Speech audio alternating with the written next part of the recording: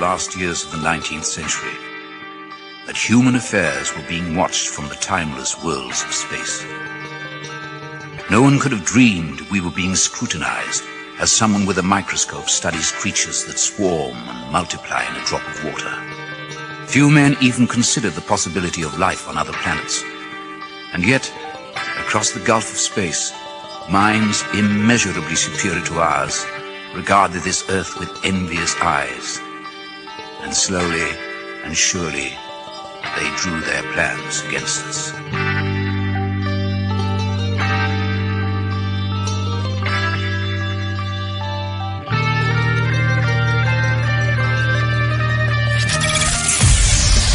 Broadcasting live from a tiny studio somewhere in North America. This is Dark Matters Radio Live.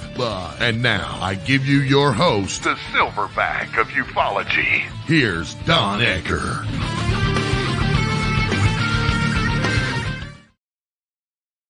And greetings, salutations, all that good stuff. Welcome back to Dark Matters Radio.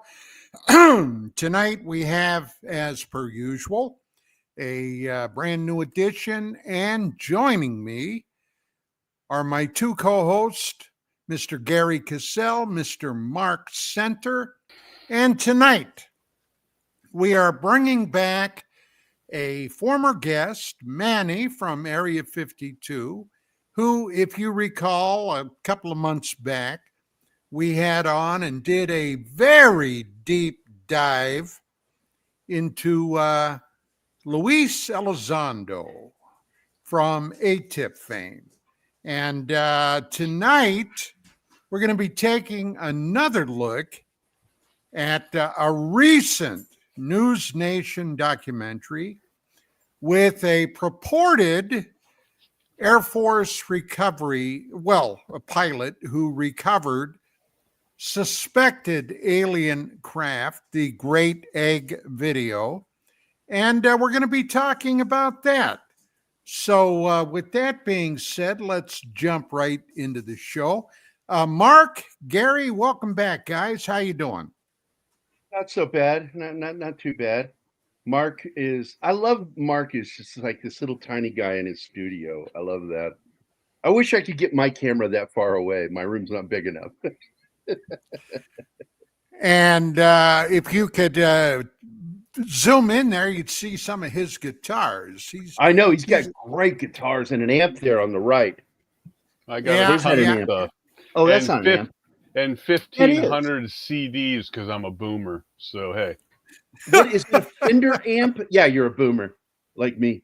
So is that a Fender amp down there? Yeah, I got a whole bunch of happy horse shit. So yes. Oh, my fiance's here, and I'm a confused. It's not just horse shit; it's happy horse shit. That's right, Don. So things are getting crazy, Don. As glorious as things might be for some people in the country, when it comes to UFOs and UAPs, it's crazy, right? I mean, it's insanity. And allow me to ask when it hasn't been. Well, it's always been a little off the radar, more so, like in the 90s and the big flap we had then. I mean, we were involved in all that, so we thought it was everywhere. But now, with Congress involved and all these podcasts, endless podcasts to let Greer on there and pontificate his horse shit that he does. He's been making these claims since the early 90s. No proof, no nothing. And then Rogan and all these guys who are otherwise intelligent guys but don't have the background to ask the right questions and call them out. Oh, yeah, they won't do it because they want to have them on again.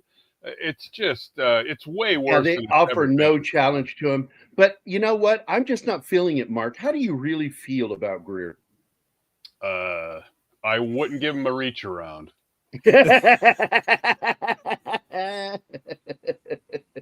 Well, okay. Now that we have that squared away. Yeah. let's bring Manny on and see how he's doing. Manny, how the heck are you doing? I'm great, Don. Thanks for having me back. There's been a lot going on, like you said. I think Mark was saying how it's just it's crazy time in ufology, with Congress being involved in everything, the mainstream media attention that's going on, films, documentaries, everything. I mean, I don't know how many people watched the Super Bowl yesterday, but I counted, I think, 5 UFO and alien commercials that were displayed during the Super Bowl, which was kind of interesting, that things have become so mainstream that everybody's talking about UFOs and aliens and well, UAP. I gotta tell you, my team, okay, the team that I've been loyal to for the most part, all right, since about 1968 or 9 was the Pittsburgh Steelers. They weren't there. And the coach that they got, I got to tell you, several years back, he kind of pissed me off. And I even stopped watching the Steelers for a while.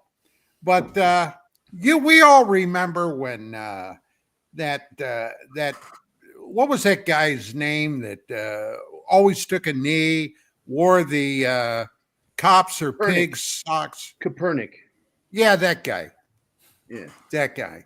Ever since that guy, and I'm a military vet, all right, served 2 tours in Southeast Asia, got banged up over there pretty good.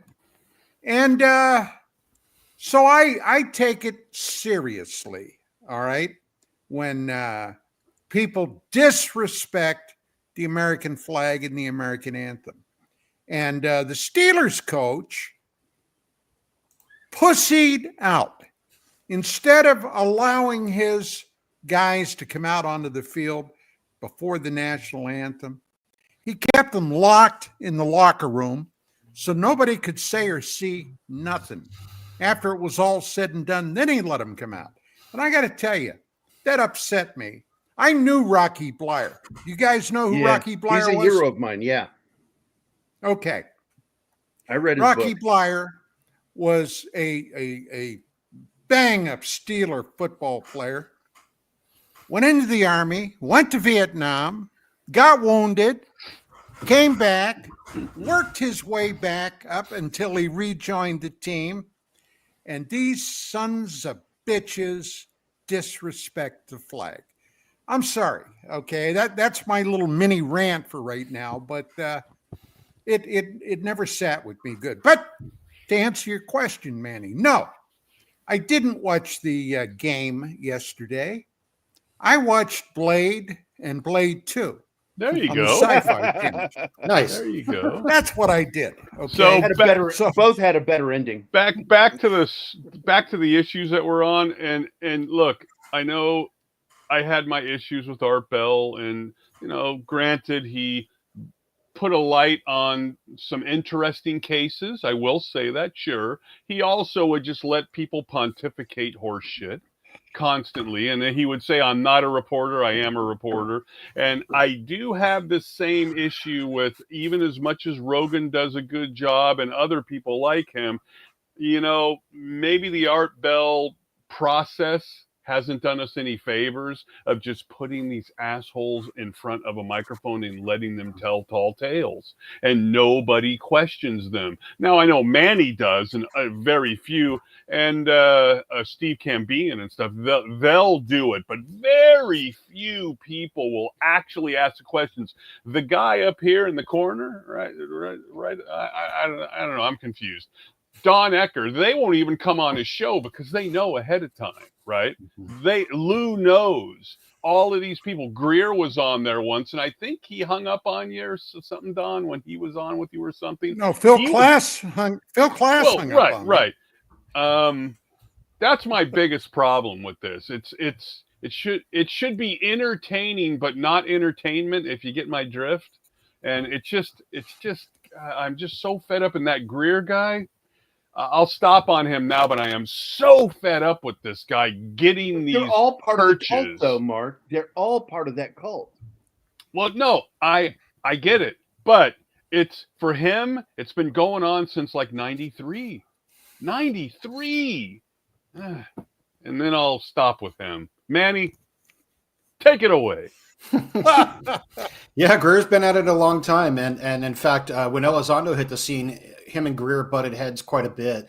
As Sure. Elizondo was trying to take the reins and take control, and Greer was probably feeling that his narrative control was being threatened. He challenged at one point Elizondo to a live debate.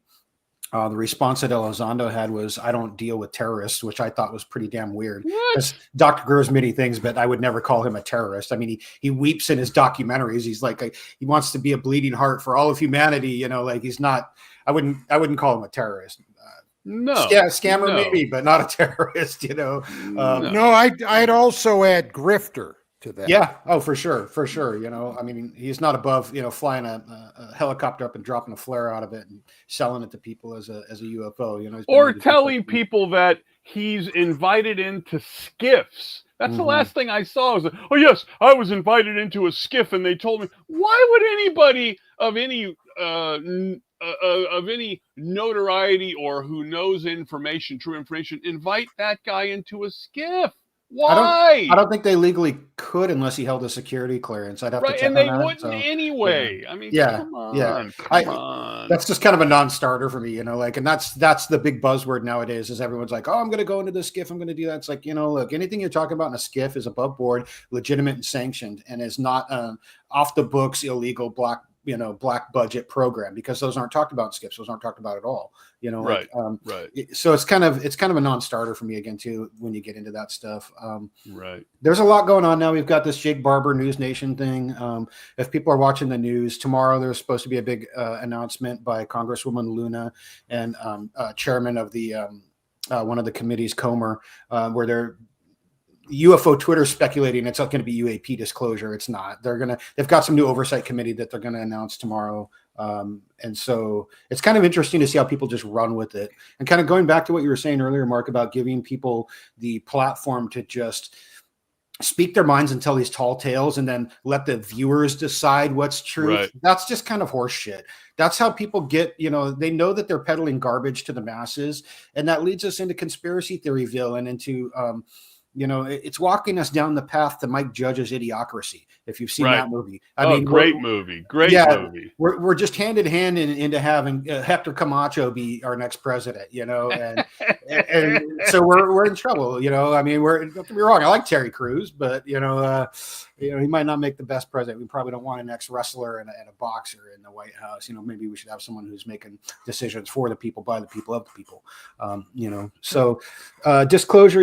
People are thinking it's going to come tomorrow. It's not. This new thing is. I don't know what they're going to announce tomorrow. Some new oversight committee. I'll be watching it to find out. I don't think it has anything to do with UFOs, UAP, but maybe it does, and so maybe I'll be shocked. Notice it got a little quiet in the UAP department.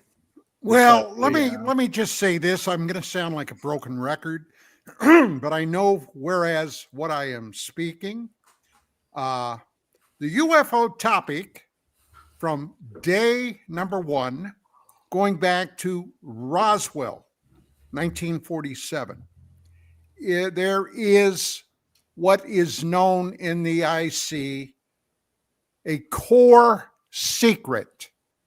Okay? Now, what is that core secret? I don't know. I've speculated in part about that in a paper I wrote last year, but be that as it may, that core secret is surrounded by a special access program, a SAP. That means that unless anybody is read into it, in other words, you have a security clearance sufficiently high enough and you have a need to know and you're read into the program, you ain't going to know. Nobody's going to know. Donald Trump will never know. And you can't speak about Barry Obama never knew. Jimmy Carter never knew. Okay, Bill Clinton never knew. Now, one guy that might have known, maybe, was George H.W. Bush, because he headed the CIA back in the 70s. Right. He might have known. Dwight Eisenhower might have known. Richard Nixon, I'm kind of iffy on him. whether he knew or not, although he was Eisenhower's VP. But guys, look, it's like masturbation. It feels good while you're engaged in it. Yes, But the yes, ultimate truth, you ain't getting nowhere. Okay? I don't know. Maybe you're doing it wrong, Don. Yeah. Well, So, Manny, I hear that you've started to look in on that egg guy. So, if you want to talk about that, but give the people out there a quick once-over on what his new claim to fame is. Crazy Sure. guy. So the egg guy is a gentleman by the name of Jake Barber. He's a former Air Force member who has been taken under the wing of somebody we all know and love so well by the name of Ross Coulthart, and given a platform on News Nation, which has been a very uncritical platform with a large reach to sensationalized viewers who love the woo and the clickbait and the egregious claims with no evidence, which unfortunately is what we've got here. When you look at the interview, so Jake Barber came on News Nation with Ross Coulthart. They had a roughly 2.5 hour unedited interview that they released after the original interview came out. I think it was 30 minutes. It was heavily edited and sensationalized. Barber made a number of just amazing, fantastic claims in his interview that lacked all sorts of evidence, any sort of evidence. I mean, like, he made all kinds of crazy claims. I mean, the most egregious of which, in my opinion, was that he was part of a UFO crash retrieval program to collect what he defined as an egg-shaped UAP or UFO. Unfortunately, during the News Nation interview, they played this footage that everyone thought was from Jake Barber's crash retrieval of this egg UFO dangling under a helicopter on a cable. A lot of people are familiar with it. If you're not, you can look it up on Google right now. It's probably the first thing that will come up if you put in egg UFO. But what I want people to keep in mind is that that's not actually Barber's footage. They make a very, very small footnote in the interview that says that this was footage sent in from a third party, an anonymous third party, and that it's essentially B-roll for Barber's story because it looks similar to his. And we can talk about that. We're going to get into here in a little bit. We'll play a clip from a MUFON ex-Air Force investigator and pilot who rips the whole video to shreds. But unfortunately, it's not even Barber's video. This is something else we're looking at. Of an alleged UAP recovery. But Barber's claims are pretty fantastic. He's gone so far as to say that he can channel UFOs with his mind. He can summon them, and he did this on some kind of television program or something that he's working on with a company that he has where they're going to work with the UAP task force and the government, all this shit. And they're sitting out in the field and they summon a dot in the sky that looks to me like either a planet, a plane, or a drone flying by with a light on. It doesn't look like anything fantastic. It doesn't look like anything supernatural. It doesn't look like anything extraterrestrial. But they supposedly summoned this UAP with their mind, and so he's kind of taking a page out of the CE5 Dr. Greer playbook and saying that they can do this. And then he's introducing this psionic element where they're saying that there's a mental connection to UAP and UFOs, which we've all heard for a long time, which goes to the CE5 thing. So again, here's another whistleblower, kind of like Elizondo, whistleblower, who's repackaged a lot of UFO trope into a nice new package and been like, trust me, it's all true because I say so, and here's my credentials. Huge problem with Jake Barber and his credentials. They don't agree with this story. His credentials just don't sync up.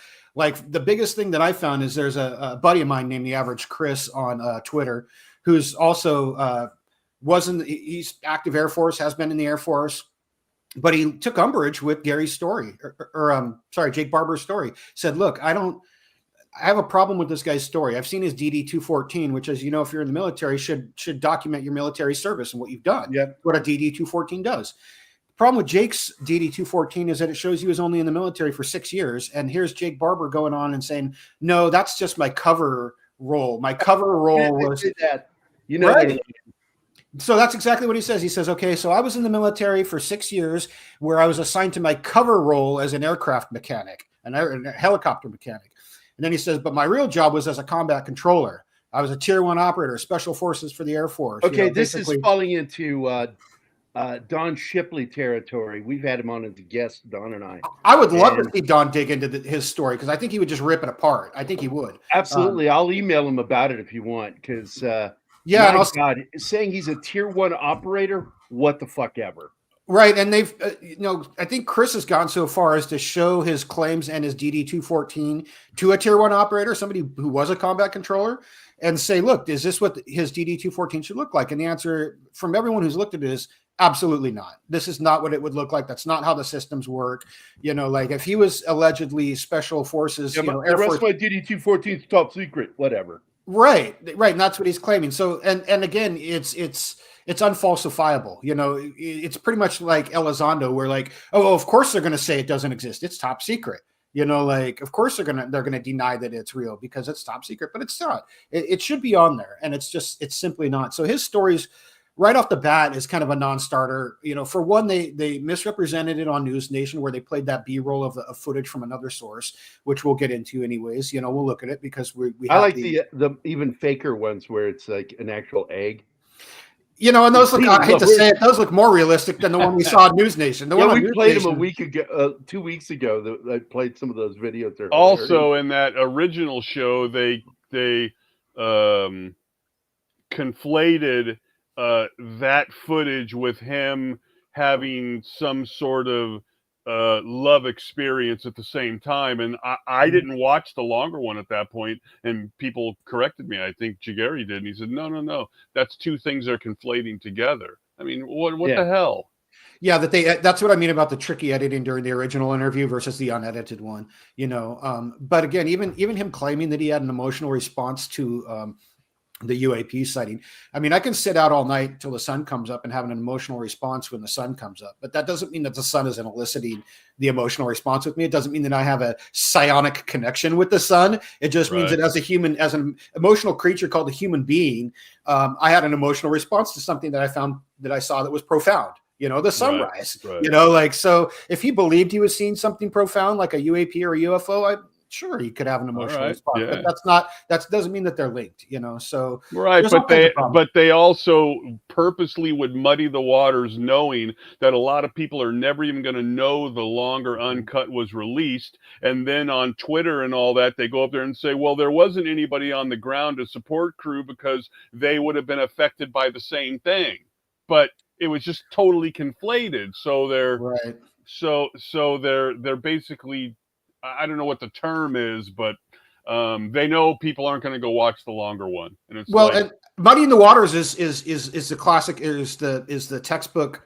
definition of what they did here. They made his story so muddy, knowing that it was going to take people like us weeks and months to figure out what was going on and to sift through all the horse shit and to get to the chops. Yeah. But the chops are that there's no there. There's nothing there. At the end of the day, what you've got is a guy named Barber who's got these crazy war stories and no evidence to support them. And there's a mountain of growing evidence to dispute them or to refute them. So his stories, I mean, at this point, it's just insane that we even have to keep even talking about him, but we have to, because this community that we're in has embraced him now because of the bona fides that he says that he has, but also because of the endorsement that he's got from people like Lou Elizondo, and Greer. Greer said like he's number one.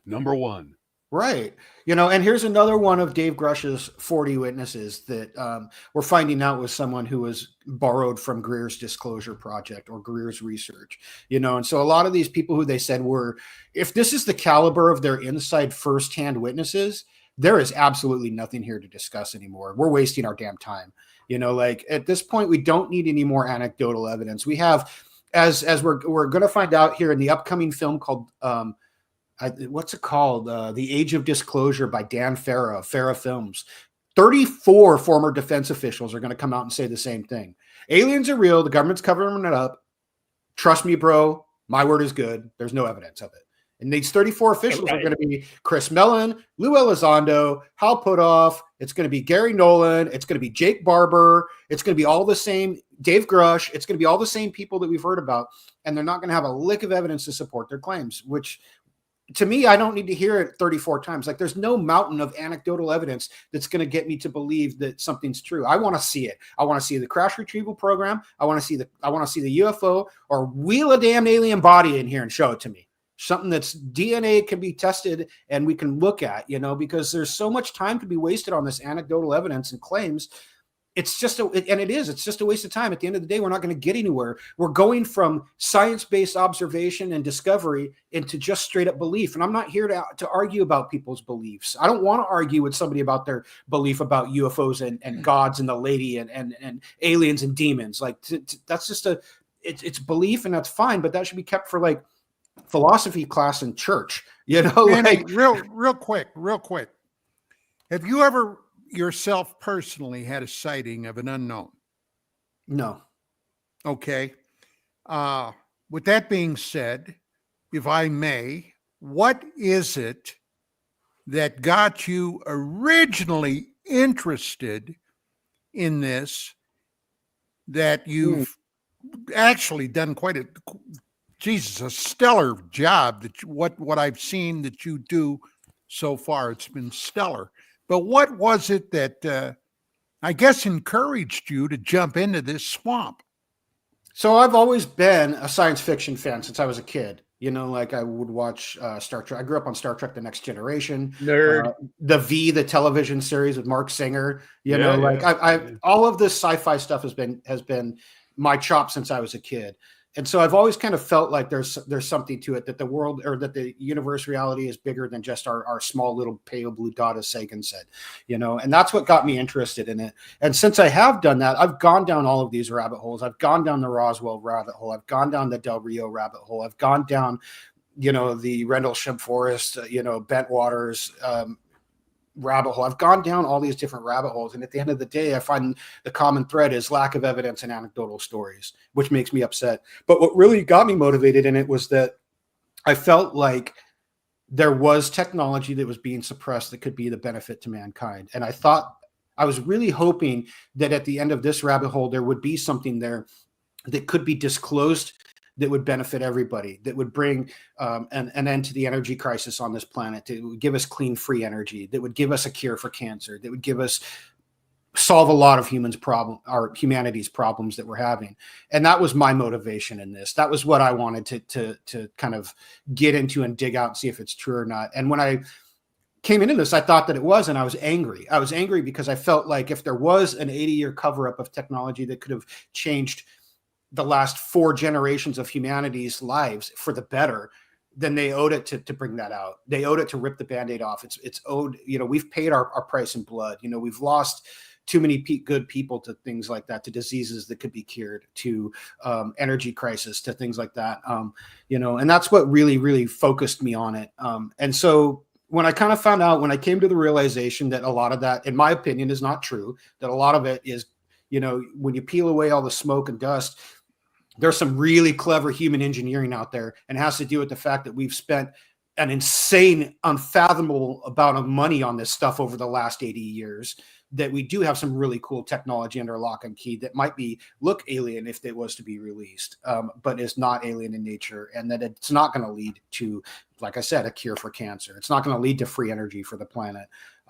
So that really left me kind of disturbed, jaded, and a little bit upset. At people who come out like Lou Elizondo, at people who come out like Jake Barber and promise all these big disclosures and manipulate people and are predatory and abuse people's desire to believe in something bigger and better than themselves and take it, manipulate them for their own devices. That's what keeps me going in it, is to hopefully reach some people that are out there getting manipulated by these people and to stop them and to free them from that mindset. Well, let me give you an example.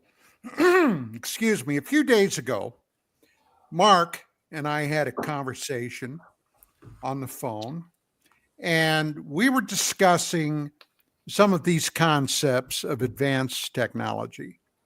And he asked me a question: what did I think would happen if some of this technology were released? We were at the time talking about 0 point energy. And I said, well, Nikola Tesla was working on something very similar to that. Maybe it was the same thing. And when he died, suddenly the authorities swooped in, grabbed every piece of paper that guy had, took it away. Nobody's ever seen it. But let's play the what if game. What if we did have introduced tomorrow 0-point energy? Would we all live happily ever after? Hell no. What's the first thing that would happen? World economies would collapse. Why? What's the grease that makes economy go around right now? And the Greens hate this. Oil. Lubrication. What happened? Baby. What would happen if suddenly we didn't need oil? Okay?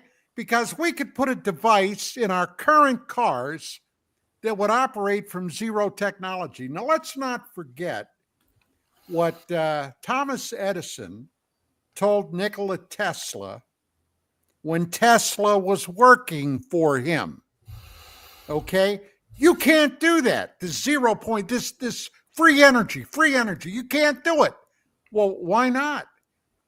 How are we going to put a price tag on it? How are we going to charge for it if everybody has free energy? Which, if you get right down to it, Edison was correct. Yep. All right. To hell with humanity, but yeah, how do you charge for that? And people would be out of jobs. Look at some of the jobs that would suddenly go belly up. Long distance trucking, okay? Unless they were able to tap into 0 point, how would you get produce from point A to point B? Okay? What would happen to things like restaurants? What would happen to things, you see what I'm saying, gas stations? Yep. They would go belly up. And suddenly you would have millions of idle people on your hands, probably pissed off. And then what happens? You got chaos. Same thing with the UFO thing. If you believe that they're going to release disclosure, okay, I got a bridge that I'd like to sell you up in New York, because that's about as far as you're going to get. I'm done. Yeah. The question I asked him was based off an interview that Ben David did with Greer. And again, it's another one of those situations where he doesn't really know what questions asked, but he is a businessman. And when Greer said that the 0 point would do this and that, he fought back on that, and how he positioned it was, if that was to happen, tens of millions of people would they would lose their jobs and such, right? It would really screw things up. So I asked Don the question, if we have a Will Smith type inexplicable front yard experience, like from the movie, oh my God, it's real, or the 0 point to be released, what would make a bigger impact on society? And I said, other than the fundamentalist and things, I don't think the disclosure would make that big of a difference to the regular people. But if you basically shut down or moved over to 0 point from oil, especially too quickly, solar, right? What we've gone through here, being pushed into getting rid of your gas cars and stuff, that would make a huge impact on the world immediately, right? So there's two ways to look at this, though. So is that why it hasn't been released, if it does exist, right? I don't think they're smart enough not to release it, because look what they've done with solar. I don't think they're smart enough. They would just push it out there and say, now you're going to do this because Greta said so. Yeah, and I think the argument of catastrophic disclosure in that case is, I understand the philosophical ramifications of it, but I think in practice, I think it would be more along the lines of the release of nuclear power. I think it would be more along that lines. It would look something like that. Whereas instead of having these nuclear power plants that pop up, all over that are powering things, you would have these 0 point energy plants that pop up and plug into the existing grid, and then they power everything from there, and they charge you just the same way. So it would kind of look like that. The only difference would be that you would have something that's cleaner. And I think we'll see stable fusion before that. I think we're going to see that a lot sooner than later. I know they've been promising it for a long time, and they're Right. always it's like disclosure. It's always coming tomorrow. It's always coming Right. tomorrow. Right. You know, like free beer tomorrow, folks. That's You know, like right. That's the name of Gerry's band, right? yeah. So, Nice. so do you have more? I don't know how deeply you dove into this new guy, but do you have more stuff to tell us about this guy, like his background or people that are surrounding him? Because when Grush came out, then we started seeing photos of him from 2 years previous of him at like conventions and stuff with Lou and those guys that nobody had ever seen, right? So do you have stuff like that? I don't know that we have anything very, that's similar to that other than Greer's statements that he was working with Greer, that he was one of his whistleblowers. So, right. Take that for what you will, that he was probably also he may have also been involved with Dave Grush. He might have been one of those 40 whistleblowers that was turned on to Dave Grush. He might not be. We don't really know. And these people are less than transparent about those sorts of things. They're deliberately vague about it. They don't really want to tell us what they're doing. So they like to hide it. And then they love to let us waste our time speculating about that type of stuff, but Dave Grush it was interesting. Like you said, like he supposedly was a whistleblower, had nothing to do with these folks. And then it turns out, that he actually had been working with Eric Davis for years, that he was seen at different UFO and science fiction conventions with Jeremy Corbell and George Knapp, palling around with Jay Stratton and all those, the same cast of people. It's like, you can't go too far in this whistleblower disclosure movement until you see the same names keep popping up every time. It's always one generation, and so if somebody new comes out and they're related to these same people, I'm automatically suspicious, especially if they come out and they've got big claims and no evidence. If they've got evidence, I'll look at the evidence, but everyone said, oh, well, you need to debunk Barber. And I said, there's really, I hate to say it, but how do you debunk an anecdotal story that's, in my opinion, pure fiction?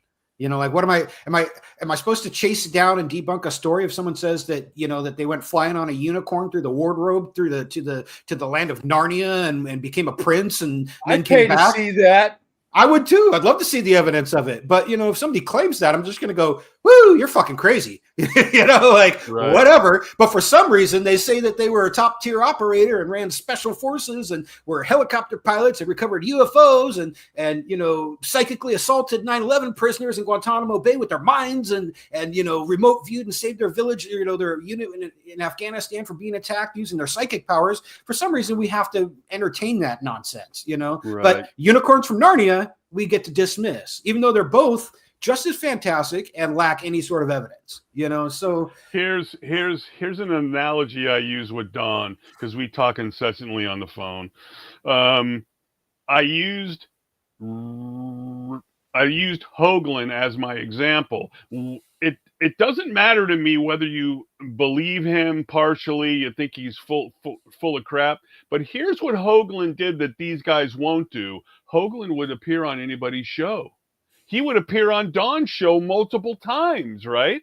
And that's my issue, is that he was making some crazy claims, in my opinion, but he wasn't hiding. He didn't have this group of people, a curtain around them to protect them, right? So he was going to, in essence, live or die by his claims and his own research and stuff. And that's a big problem I have with these guys, is that even Richard Hoagland, crazy stuff that he was saying, he wasn't hiding. So why are these guys hiding? Why do these guys look at the amount of people on a podcast, and if it's 25 people, they'll appear on that, and not with guys like Don? Well, we know why.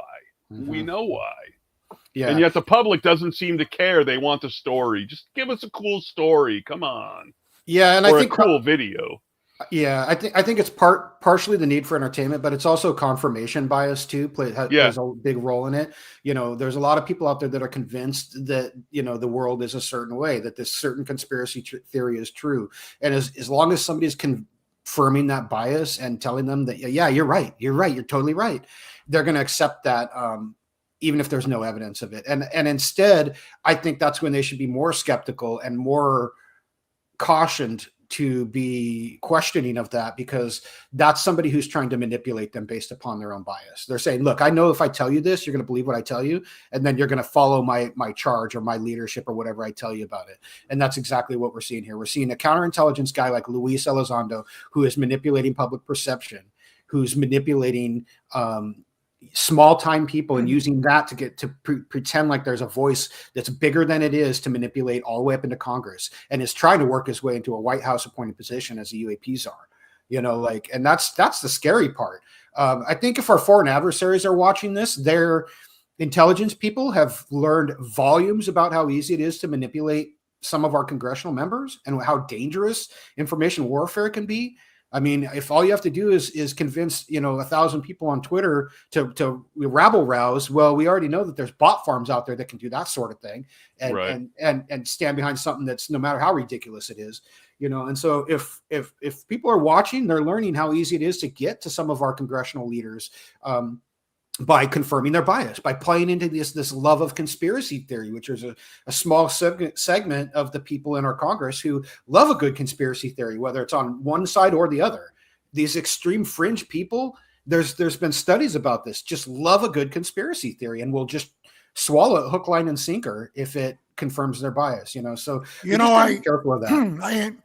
Excuse me, I entered this field professionally in 1988. Okay, I had had a long time interest in it, but professionally, 88.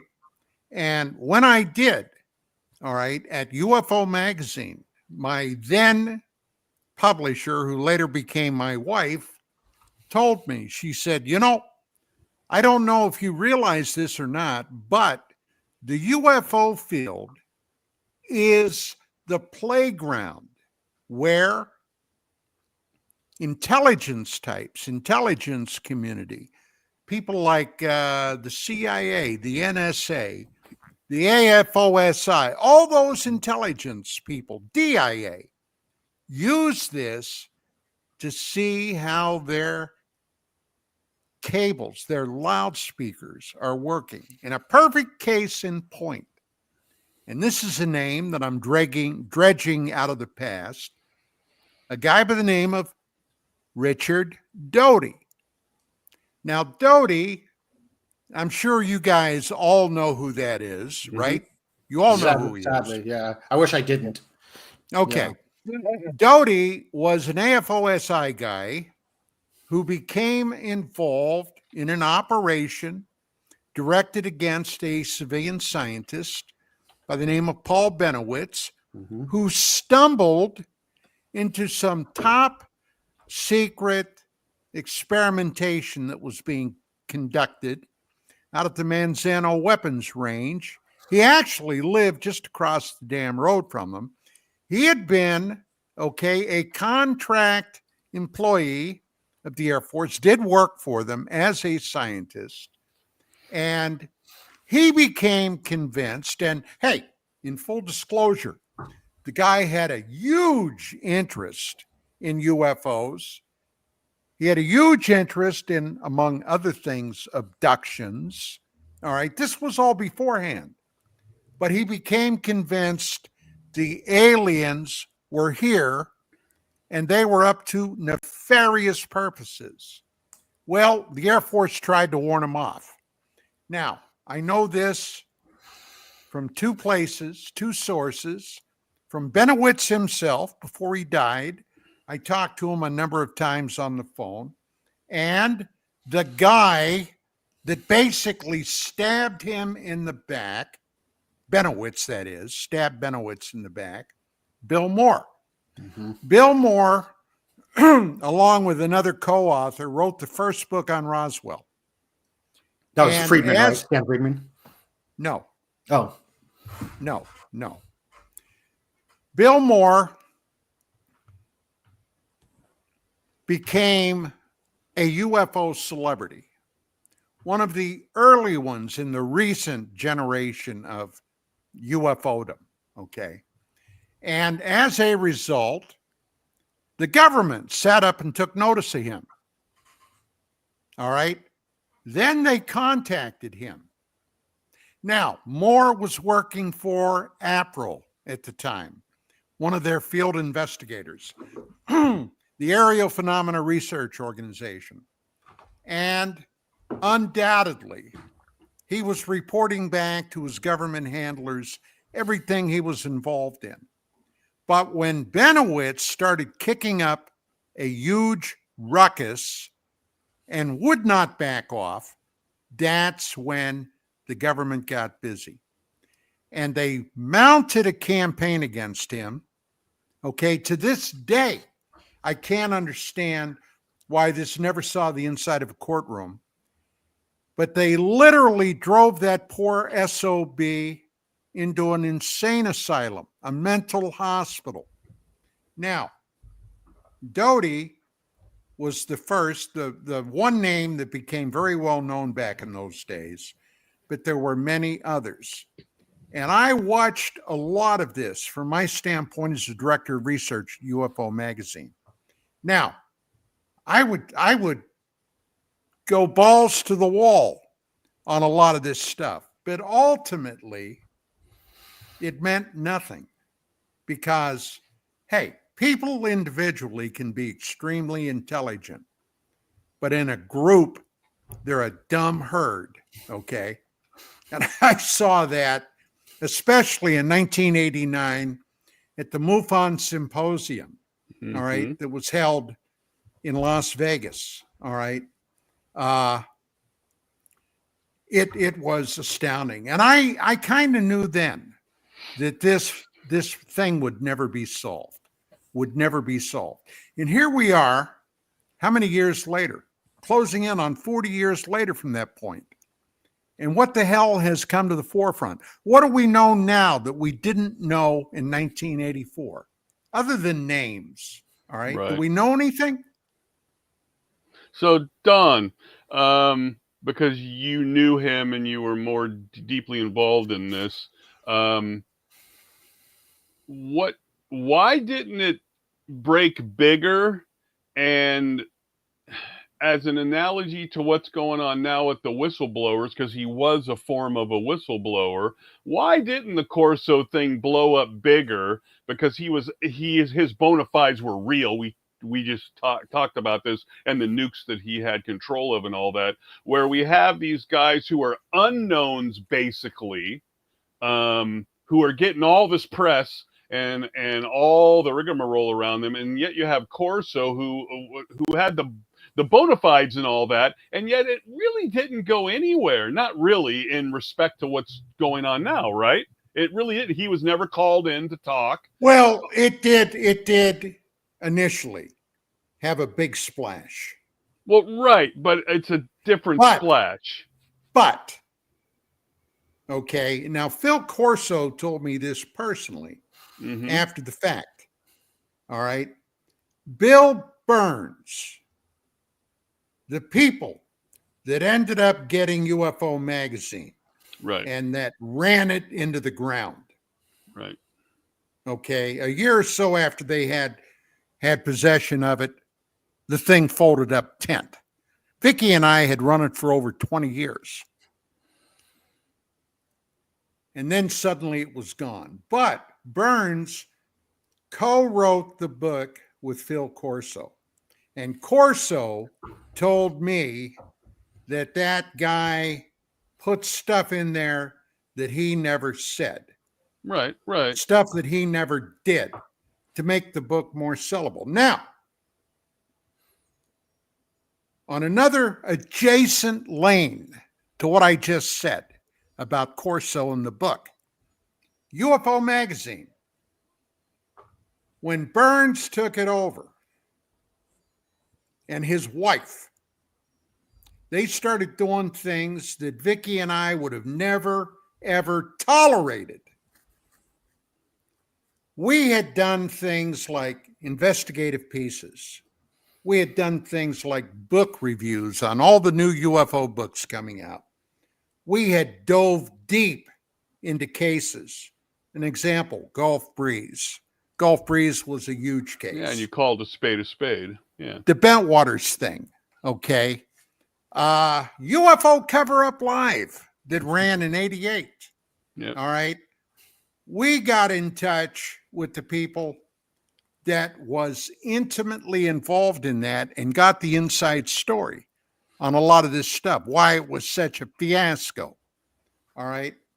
Now, Burns started running nothing but practically opinion pieces. Every moron, okay, that had a story to tell, they would allow in the magazine. We would have never done that. Never. Because most of those people that they allowed in the magazine, I happen to know who they were, and I would have crossed the street to get the hell away from them. But not anymore. Now, Burns, his idea was everybody has a story. Let that story be told, and then the reading audience can make up their mind. Mm-hmm. Well, that's not what the hell an investigative magazine that we had did. All right. I was a criminal investigator. I know how to do I know how to do an investigation. My wife was a journalism graduate, had worked as a reporter before the magazine. She knew how to go out and dig up a story. Now, suddenly, we had well, no, I'm going to stop there because I don't want to get sued. But, okay, it was a crock. It was a crock. Don, a bovine excrement. Here's something to throw out, and maybe after the break we can talk about it.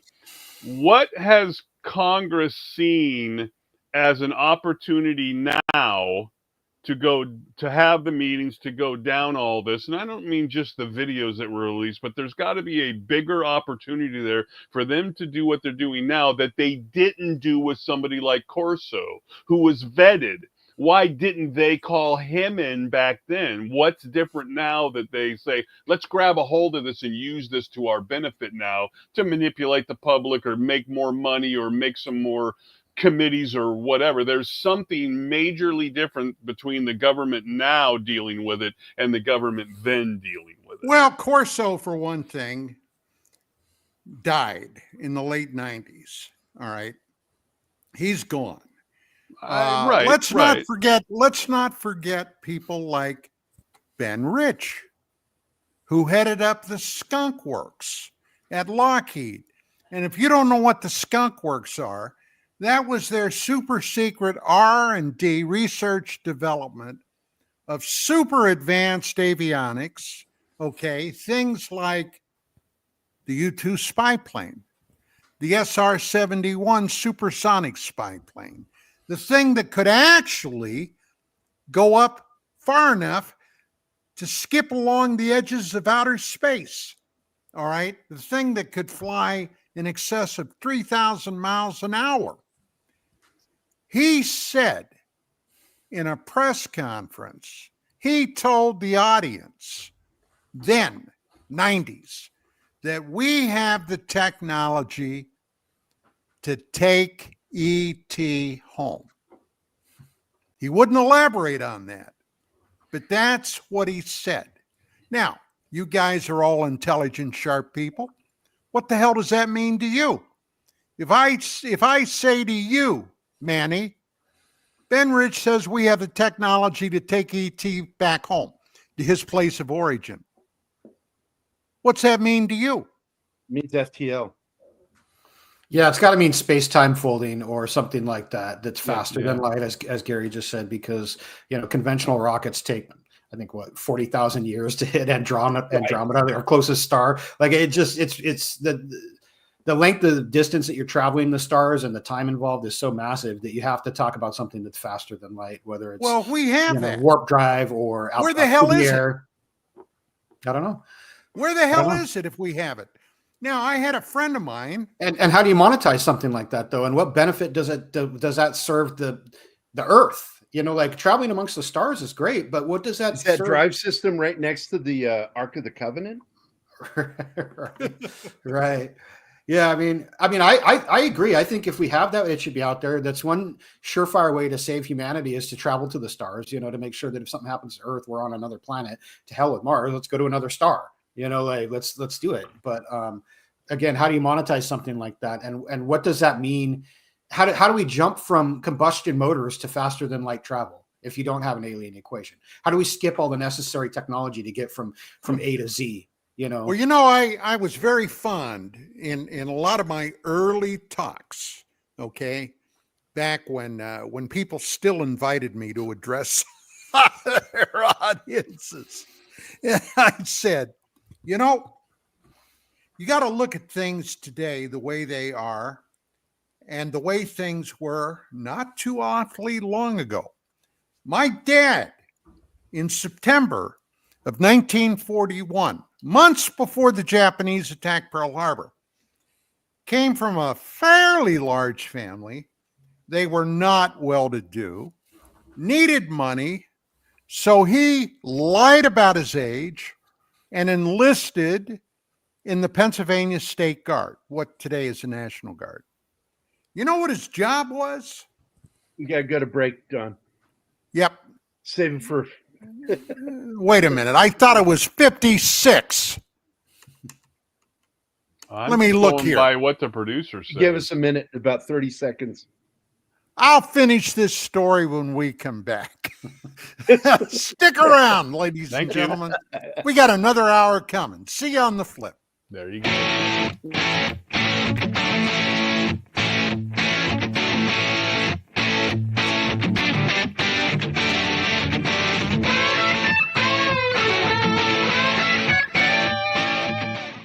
Hey members, the new KGRAdb app is now available on iOS and Android devices.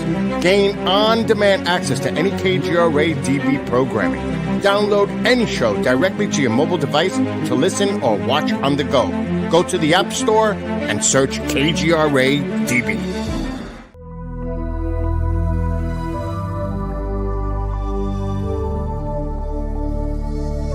Are we alone in the universe?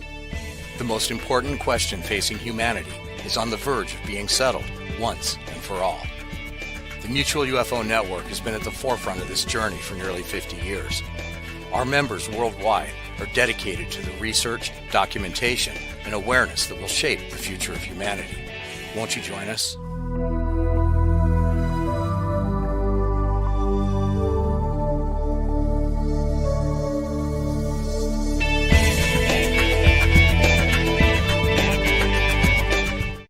Are you looking to go on a faraway journey that is magical and mysterious, reaping on mystical legends? If so, then Mysterious Adventure Tours is perfect for you.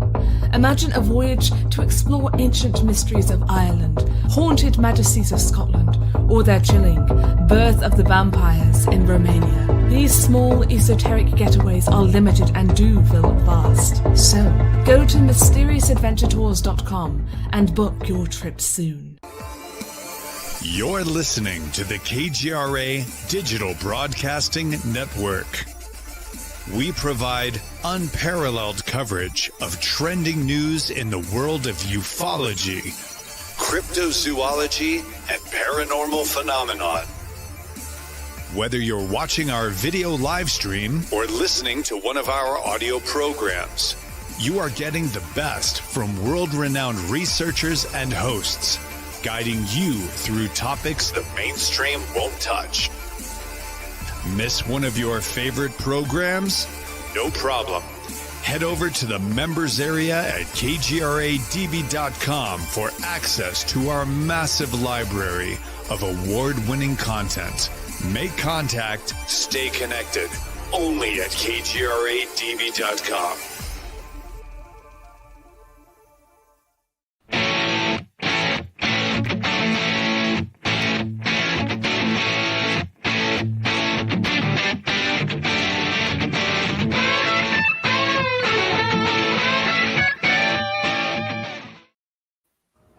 Okay, we are back, and let's see, everybody here? It looks like everybody's here. Yeah, real quick about my old man. So September of 41, he enlisted in the State Guard, all right? The second the Japanese attacked Pearl Harbor, all of those units were being activated, right, for the regular army. So Grandma went down and ratted him out. Okay, they threw him out of the guard. He was too young. But my point was, do you know what his job was? He followed the cavalry around with a shovel, shoveling horse manure. In other words, at the beginning of World War II, the United States military still had boots and saddles. Hell, most of the German logistics were run by horses and wagons. When they invaded the Soviet Union, they had their Panzer tanks and all that kind of stuff. But how they got the supplies and stuff in there? Horse and wagons. Why? Because they didn't have the industrial capability to make tanks and trucks to haul them around. Now, yet, within 4 years, we went literally from horsepower to nuclear power. We dropped 2 atomic weapons on Japan. Now, Manny was saying, well, you know, how do you go from gasoline power to faster than light travel? Well, how did they go from horse shit to nuclear power in one fell swoop? Okay, they did it. We know that they did it. But how did they do it? Well, hey, never sell human beings short. Well, it took 100 years for us to go from steam to, basically diesel and then gasoline. Because what people didn't know is that gasoline is a byproduct of making diesel. And they eventually figured out, we can turn this into a fuel. And we went from dots and dashes on the telegraph to cable TV. I mean, and it hadn't been that long ago. Nope. Hell, my cell phone. All right. Here is something that is absolutely miraculous. This thing is by magnitudes of order more computing power than they had on the Apollo 11 space shot. Yep. So let's get back to Jake Barber and his basics, and then I know that I think we would be doing a service to everybody to play the video from MUFON. As much problems as I have with MUFON, this video does a huge service to try to shed some light on what that egg thing is all about. Well, and this guy knows what he's talking about. Right. When it comes to these, because I've been in military helicopters, and I'm going to tell you something. I don't hear the wash. All I hear is the engine when I'm in those things. Right. Yeah. So just to recap, this MUFON investigator is a former Air Force, I believe he's a helicopter pilot, and he's talking about some inconsistencies that he found in the Green Egg video that was aired in the News Nation piece with Jake Barber's story. And just to remind everyone, that's the video that we talked about at the beginning of the show that was aired on News Nation, but is not directly related to Jake Barber. It was sent into News Nation from a third-party anonymous source.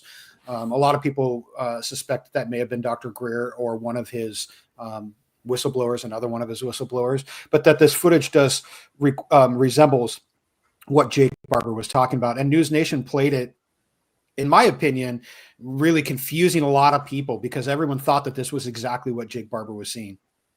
But this guy does a really great job of breaking down some of the oddities in the video that some people like myself saw that thought that they were weird. I think they intentionally conflated it. I think they wanted people to think that was the video. News Nation. I agree with you, Gary. I think that if you look at the original edited interview and then look at the full interview and then take into context that this was a third-party video, there's no other assumption you can come to is that they did that on purpose to mislead people. But we'll go ahead and play this, and this guy just does a really good job of kind of tearing apart some of the inconsistencies in the video. Intelligence and aviation background. I spent the last 17 years of my career flying AH-64 Apaches, OH-58 Kiowas, and UH-1 Huey helicopters.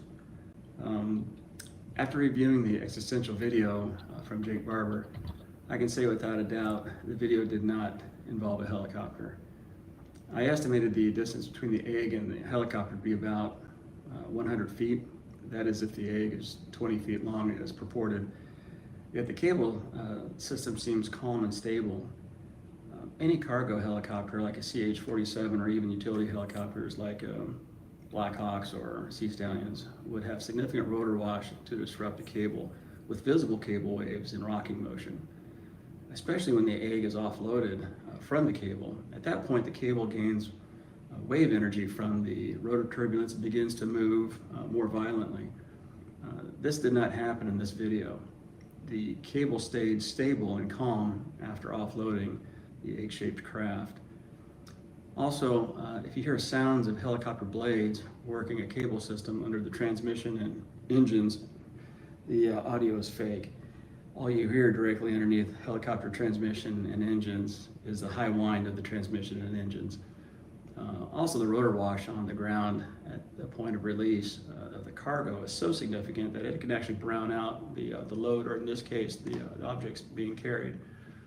Since the surface did not look like concrete but a field, there's no way that you would not be able to detect the rotor wash effect.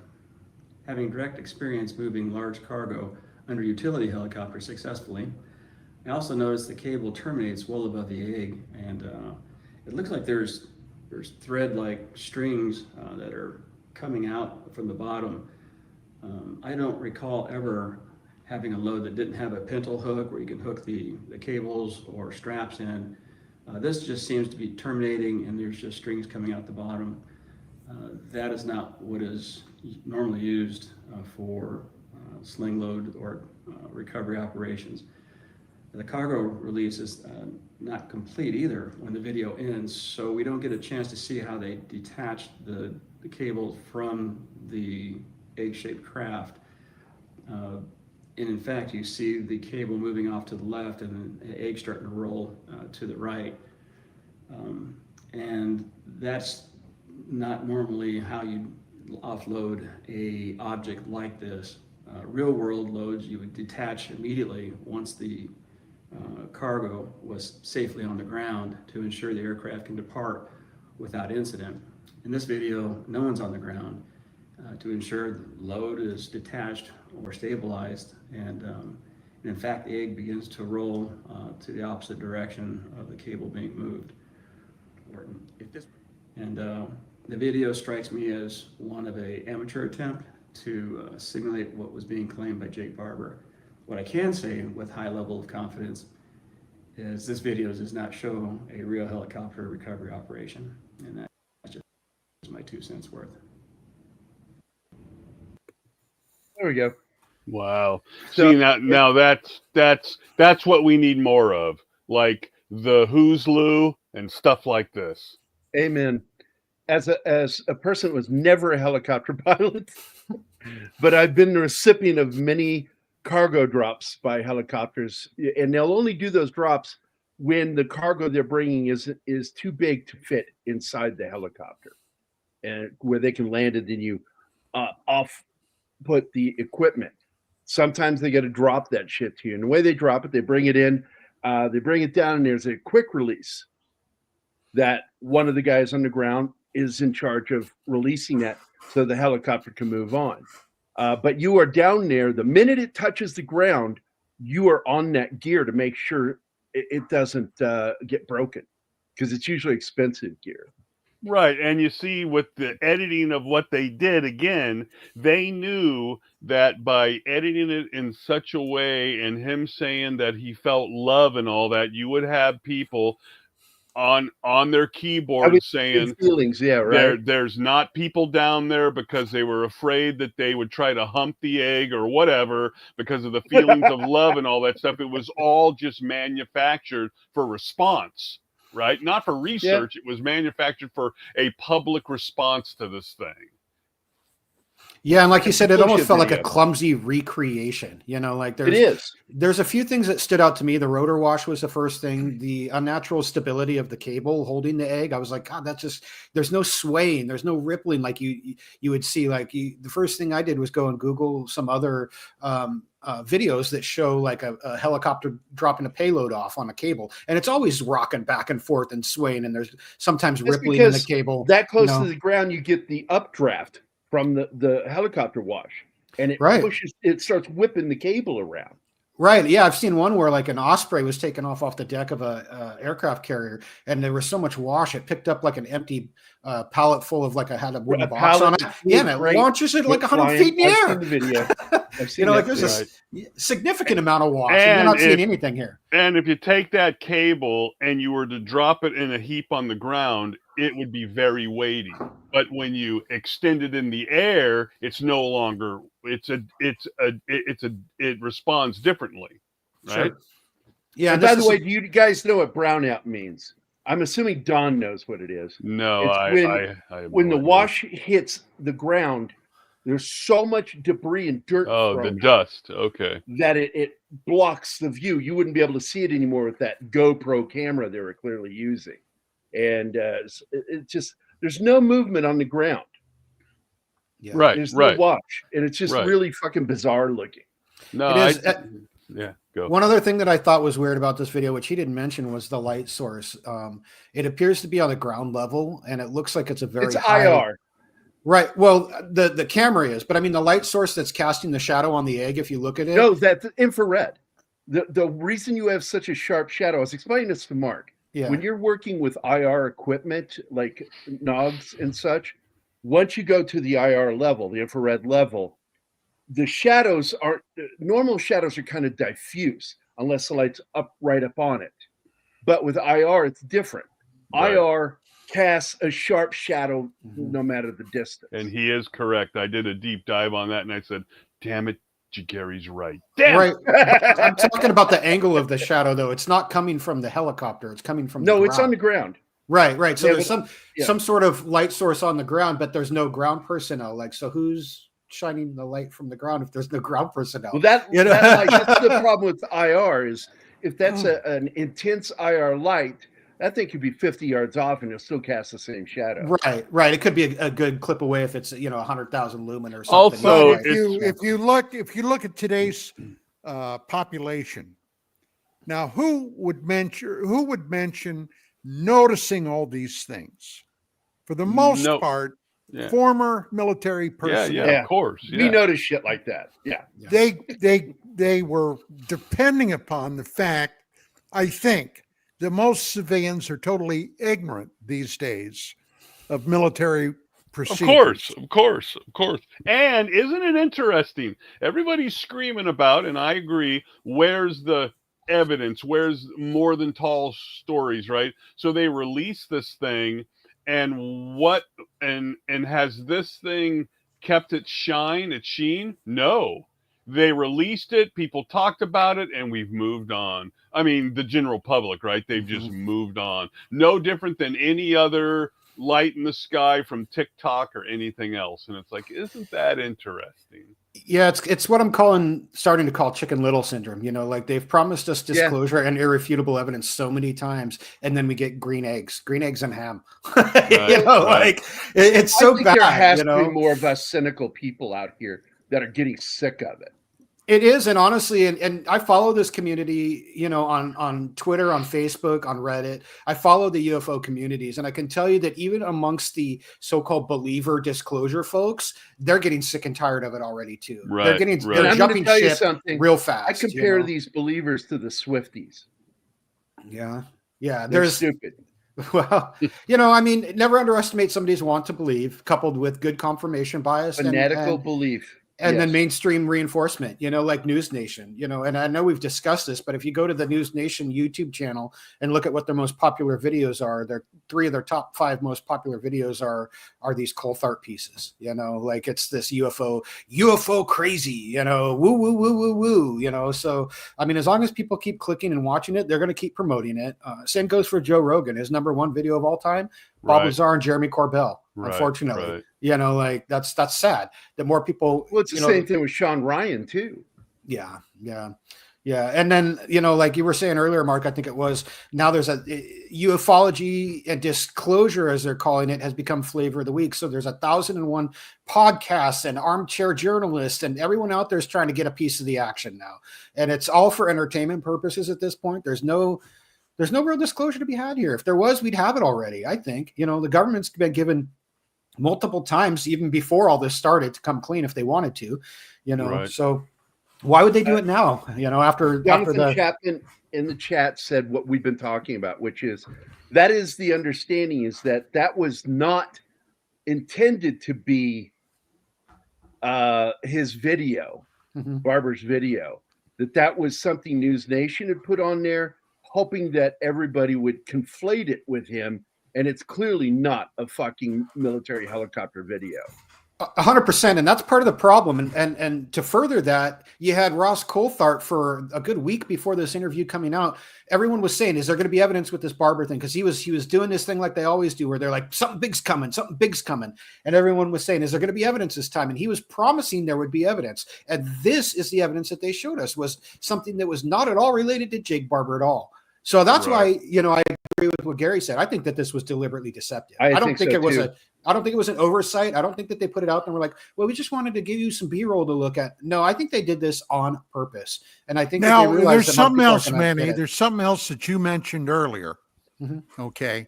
This documentary coming out. I forget the guy's name you mentioned. Dan Farah. He's a producer. He's actually Lou Elizondo's agent.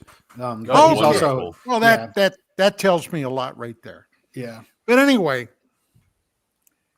you mentioned a number of names, and one of the names you mentioned was Gary Nolan. Now, I find this guy particularly interesting. He allegedly, now I don't know Nolan, I've never talked to him, but he allegedly has examined a lot of military personnel that had allegedly very close encounters with unidentified objects that in some way, manner, basically damaged them. Okay, suffering some type of disorder with their physical brains. Now, he supposedly also had contact with Barber. I would be interested in that connection there to see whether he picked up the same type. I mean, this would be a way of confirming, at least in part, some of Barber's story. You see what I'm saying? I do, and I can fill in a couple of blanks on that actually too. Excellent. So one of the presentations that Gary Nolan gave, he showed an MRI that was from a former military member who had a close encounter with a UAP, who had suffered physical damage from the UAP. The guy whose MRI that was saw his MRI up on stage and was shocked, because that's not what happened. The guy whose MRI was being represented up on stage was a security guard at Skinwalker Ranch. He was also a part-time ex-military contractor. Is that the guy that had the lump on his skull? That was from the lump was, I believe, one of the show members, a cast member on the show. Oh, I thought he was one of the security guys. Right, he might have been, but this is a different person. This guy who worked on Skinwalker Ranch. I know who you're talking about. This is not Dragon. This is well before the show was being shot. This was during the Bigelow OSAP days. So the guy works as a security guard at Skinwalker Ranch. Former military guy? Former military. Okay, I know who you're talking about. Was his name Skinner? No. I'm not going to say his name, because even though he's come out and talked about it and he's active in the society or in our community, I'm still not going to say his name unless he wants it to be said publicly. But he is out there and he's active and he is sharing his story. So he was injured while working at Skinwalker Ranch. He doesn't know what injured him, but it wasn't a UAP. There was no event or anomalous behavior. So what happens is he gets injured at the site, and he's flown to a hospital, I believe, in Las Vegas, Nevada, where they do this MRI. And a guy by the name of Dr. Christopher Kit Green picks him up at the hospital in his Porsche and takes his MRI records, and they disappear. He's like, I'm going to go review these, and this person who was injured believed that they were going to tell him, they were going to work on it and say, look, we think you were injured. This is what happened so that he could get treatment. He never hears from him again. Fast forward a few years, several years, 10, 12 years. And his MRI shows up somehow got from the hands of Kit Green into the hands of Gary Nolan and is being presented as a UAP damaged military member. It's not true. It was a misrepresentation. He was a former military member. He was a former contractor, but he was damaged at Skinwalker Ranch by he doesn't know what. He believes there was some sort of maybe underground high, whatever you call it, high frequency radar array or something like that damaged him, that he got in the way of, which could happen. Severe acute microwave radiation damage is what he was thinking, but it was not UAP related. And so that's part of the problem that I have is how did his MRI get from Kit Green to Gary Nolan? Manny, excellent. Yeah, and he'll talk to you about that. Of any of that. Well, he's not real vocal. You'll hear him on Twitter and or on Facebook every now and then. You'll see a post, but he's not real vocal. But I've talked to him at length. Would he be willing to come on this show? You think? I can ask. He might. Would you do that? He has talked about his story with him, so to make him feel more comfortable. Yeah, we'll talk about that after the show, after the fact. But that is what he shared was, and the part that really resonated with me was Kit Green picking him up from the hospital in a Porsche, and then taking it, and somehow it gets into Gary Nolan's hands. And here again, like I said earlier, you can't go too far in these things until you get the same names of the same people keep popping up over and over and over and over and over and over again. And not just recently. I mean, we're talking like, late, 2007 to 2012, maybe, like that time frame. And these people were doing all this back then. And now we're finding out behind the scenes that they were also trying to set up Bigelow with the Kona Blue program, which was supposed to be the UFO that was supposed to be released from Lockheed Martin and given to Bob Bigelow to reverse engineer, because supposedly Lockheed Martin, with their endless budget and countless thousands of engineers, could reverse engineer this thing. But Bob Bigelow was going to do it with the help of Hal Puthoff and Tom DeLonge or something. I'm a little shocked by that, but that's what they were doing at the same time. Yeah, it was all going on. I definitely want to ride in a UFO that was done by Tom DeLonge. It better just have a kicking Bose sound system in it, so I can play those awesome Blink 182 songs from back in the day. About 182. Yeah. I like his music. I don't, and honestly, I think if Tom DeLonge and I were to have a beer, I'd probably get along with him just fine. Talk ufology, but I would just walk away from it understanding that 99% of what he's saying is probably bullshit. But he's well learned on the subject. It's clear he's read every book that's ever been written on the subject. It's just where I tend to be skeptical and want evidence. He just believes everything that's handed to him, and that's fine, not a big deal. But I don't see, he probably doesn't like me very much. I've done a documentary about him too, a little short Who's TTSA documentary I did, where I dug into the corporate records of TTSA and found that it wasn't very friendly to the stock investors who were you mean to him, Manny? Were you mean to him? No, I was just brutally honest. So with the peripheralation, and I sent a bunch of these out to Gerry and Don, with the Facebook shorts and the Instagram shorts and the reels and all that of the the fake stuff, right? It's getting better and better and better. And I flash back to sightings, and when the actor sees the ET walk in front of the camera and he gets freaked out, right? And I'm just wondering how long it's going to be until something is released, like the Will Smith thing, when he picks up the paper. How long is it going to be until it's so good that congressman, the president, or whatever just is completely convinced and it's fake? I mean, I don't think that's too far off, dude. I'm thinking that they're going to be able to use AI and all these tools to make something that's going to be inexplicable, and we're all going to look at it and go, "Oh my God, look, it's real, it's real." Yeah, I think the tools were already there before AI. I'm an After Effects guy, so I know how to use the program. I use it routinely. In fact, I was just working on a fake UFO video for a project that I'm working on, and I was able to crank out something in a couple of hours that looked very realistic. And it was kind of in that style of Jordan Peele's Nope, like a dark blue and like real dusky kind of thing. And it was really simple.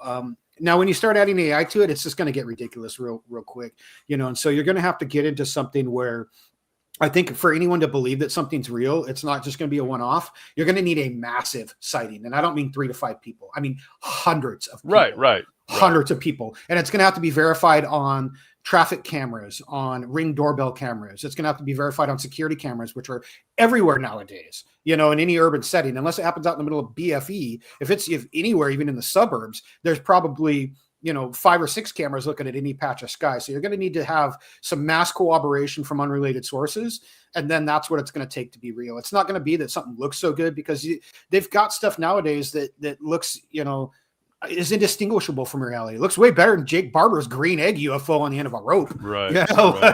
Like that to me was just so silly. I looked at this, like, I just started laughing when this posted. Like, when they played this in the interview, I had to stop it, and I stared at it, and I felt like I had the thought, I was like, are they fucking trolling us? Is that what they're doing? Are they really trolling us with this? Like, is this really what they're saying is going to change everything? Like, this is going to be a joke, right? And I was like, no, they're being serious. They're being serious. Like, Coulthard pitched this as changing reality. And like Mark, you said, nobody gave a crap. We're already on past it. Right. And a good example of the Ring cameras and stuff is when the plane hit the helicopter, and slowly but surely more of them started coming out until we had almost a crystal clear copy that it was nighttime, so they lightened it up.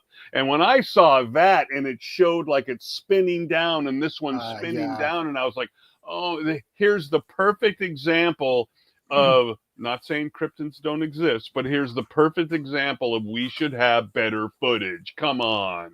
Right. And not from a single source. Like you saw, like you said there, Mark, there was dozens of cameras that caught that. And then the same for the Philadelphia crash.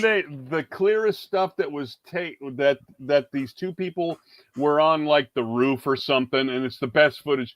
They arrested those people for releasing that. You shouldn't have released this. What the hell are you talking about? I'm going to bet you money they're going to get released here soon, too.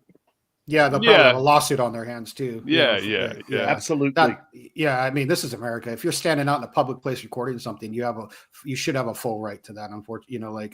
The media was playing with that and saying that they were employees of the airport and obtained some of the footage illegally. Oh, they maybe took it from airport systems or something. Yeah. That's kind of a sketchy area, especially if it was if it was airport CCTV or something. That's a little sketchy. Yeah, I mean, that's work related, so maybe not. But if they're standing out on a smoke break and they got their phone in their hand and they record it. One's one thing, but I think what they're saying, these guys. But I'm going to bet you money that they will be released soon. I think in the public interest, they should have been able to release. So the documentary by that guy, regardless if he's, what you may think of him, you think there's going to be anything in there of worth? No, I think because of who he is. So Dan Farah is a guy. He's a Hollywood producer. Barber? No, this is the Age of Disclosure by Dan Farah. Dan Farah is a Hollywood producer. He did work with Steven Spielberg on Ready Player One. He was, I think, the financial producer for that film that handled like $600 million worth of in and outs for that movie. Right.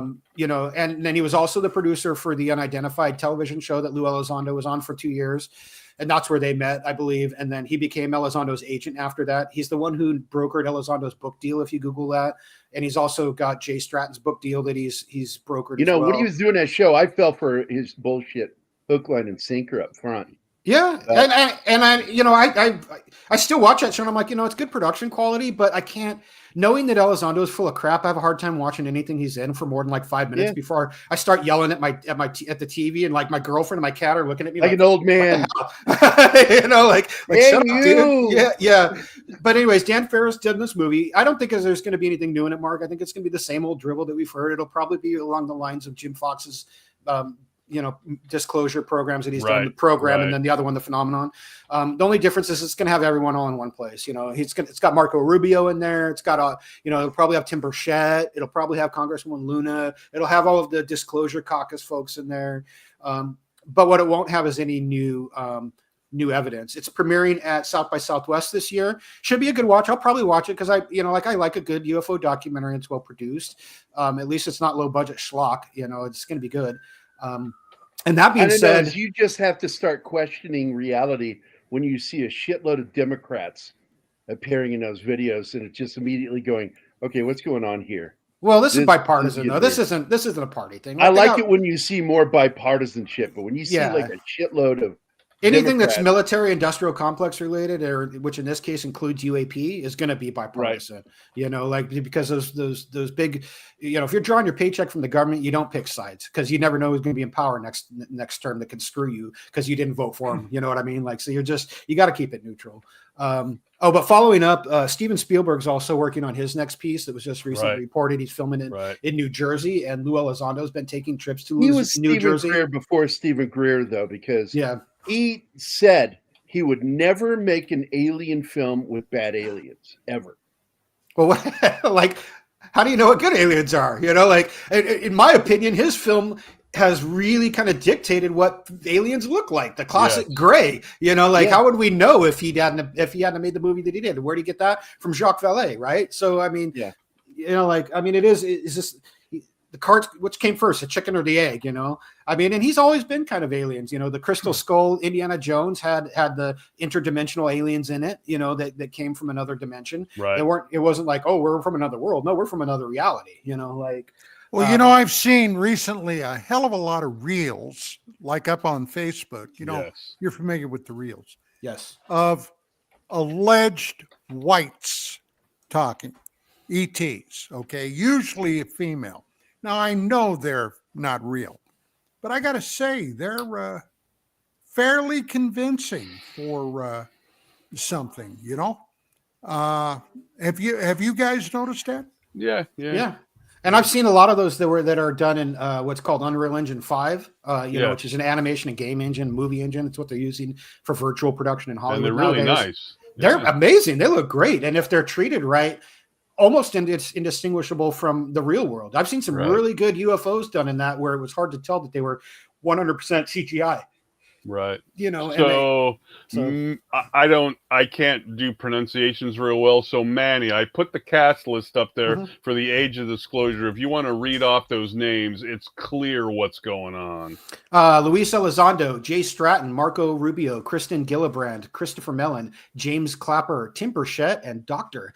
James Clapper. What the hell does James Clapper have to do with this? Come on. I don't know, man. I mean, that's like a trifecta of like who's who in this group, you know, and that's El Presidente removed his security clearance. Yeah. Right. But don't say that too loudly on Twitter, or Lou Elizondo will threaten to sue you, you know, so because he doesn't want to be associated with these people. It kind of smacks to me like 51 intelligent experts say that the laptop is Russian disinformation. This smacks of that. Right. And if you had one piece of solid evidence, it wouldn't matter if you had 51 or no people standing behind it. Right. And 51 anecdotal stories are not going to outweigh the one piece of evidence, in my opinion. You know, Don, how many times do we have to hear from the same people? Haven't we been hearing from the same people for 50 years? Seven times. Okay. It's the usual suspects. It's like, you know, and that's what I keep saying. If anyone's tied to this group, you got to look at them sideways. And if they don't have conclusive evidence behind them, I have to reject what they say. You know, is it entertaining? Yeah, sure. Is what Jake Barber said entertaining? Absolutely. Is it any more? Does it move any needles? Did it change anything? Not in my book, because it's the same old crap that Michael Herrera said, or that Dave Grush said, or that, you know, endless other people have said, even going on back to Colonel Corso. You know, people have been saying this stuff. MUFON doesn't invite me to anything because I'm not entertaining. Yeah. I just hit them with data. And they don't like that. And that's what the field needs. I mean, this is supposed to be scientific inquiry, not what do you believe in entertainment, you know? And it's shifted to where specifically since 2017, in the last 8 years, they've really shifted it into an entertainment, a cottage industry of entertainment, you know? And that, I mean, I guess that's okay. I mean, it's fine. I like a good UFO movie. I like a good alien movie, but I also like the nuts and bolts science, looking into documents, looking into doing research, what really happened, you know, getting to the bottom of these stories, you know, are they true? Are they not? And I want the reality. I don't want a story that's force fed or tailored for my I'm not trying to confirm a bias that I've made up. I'm trying to get to the truth, you know, like what did the government know and when did they know it? Have they hidden it from us? Should they have told us? And if so, let's rip the Band-Aid off. You know, if there's some kind of real top secret alien tech out there that can benefit humanity, rip the fucking Band-Aid off and let's go for the sake of the next generation and the ones that are following that. You know, like if there's some kind of magical cure for ailments that can, you know, give humanity a better way of life, then let's do it. What's the point? You know, like we don't have to monetize everything. We don't have to make a putting dollar everything off off to in weeks. It's always this way with these snake oil salesmen. It's 8 to 9 years off. You know, we're going to have this. And in 8 years, it's another 8 years. And in 8 years, it's another 8 years. It's always free beer tomorrow. Never today. Always free beer tomorrow. That's a Greer. 1993 is basically when he made a name for himself, and there's nothing new, and it's all the same old horse shit. Yeah. He's, I've got this database full of evidence. Oh, do you? Do you? Well, let's see it. Let's see the evidence. We're past the point of needing anecdotes and stories and allegations and claims. We need some ironclad evidence, you know, like, and I've said this before, like, let's stop calling these people whistleblowers that are coming out making claims. They're storytellers. Okay. If you don't have any evidence to back up your claim, you're not a whistleblower, you're a storyteller. Okay. Like Snowden, he had evidence. He's a whistleblower. Look at what it cost him. You know, like to blow the whistle, you know, whether you like what he did or don't, he still was able to prove without a shadow of a doubt that his story was accurate. Reality Winner, same thing. Whether you like what she did or not, she had some evidence to support her claims. That's why she went to jail. Right. You know, like these are whistleblowers. And they've paid the price for it. They weren't given book deals. They weren't doing tours. They weren't going to, you know, Europe and being in GQ magazine like Elizondo. They're not running for their life and afraid that they're going to be killed and then doing a News Nation interview with Ross Coulthard in the next breath and putting their face on TV. And they don't have a dead man switch. Hello. Yeah. Right. Wait a minute. So you have information that you could release right now, but you'll only release it if you get killed. Right. To me, if that were true, the last thing these people should be doing is announcing that to the world. Exactly. Because some of these disclosure folks they're kind of what I would call a zealot, and one of them might go after them to force that trigger. You know, to trigger a dead man switch. You know what I mean? Yeah, I totally agree with you. Yeah.